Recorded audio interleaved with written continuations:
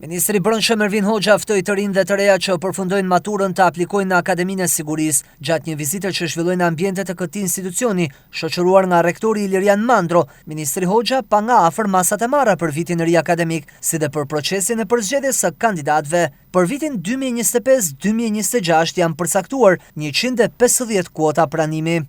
Shkolla e Policisë ofron një formim cilësor, modern dhe të përputhshëm me standardet europiane të sigurisë publike. Ajo nuk është thjesht një shkollë, por është një derë që hapet drejt një karriere të qëndrueshme në shërbim të vendit dhe qytetarëve. Këtë vit, pas një procesi të hapur dhe konkurrues, 150 të rinj dhe të reja do të kenë mundësi të përzgjidhen dhe të nisin formimin e tyre për të bërë pjesë e strukturave të policisë shtetit. Ndaj, i nxit të gjithë maturantët që kanë të fortë idealin e shërbimit publik, që kanë vullnet për të kontribuar në rritjen e sigurisë në komunitet, të përfshin Akademinë e Sigurisë në preferencat e tyre dhe të garojnë me besim të plotë. Të jesh pjesë e policisë së shtetit nuk është thjesht një profesion, por është një mision, tha mëtej në fjalën e tij numri 1 i Ministrisë së Brendshme.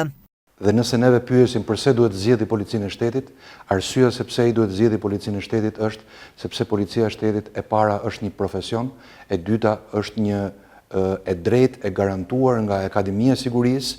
Kjo akademi tashmë është e akredituar dhe një nga pjesa më e rëndësishme është edhe pagesa të cilën këta maturant marrin, e cila është një motiv për të krijuar një jetë të re, një profesion të ri, një vizion të ri për sa i përket profesioneve të lira.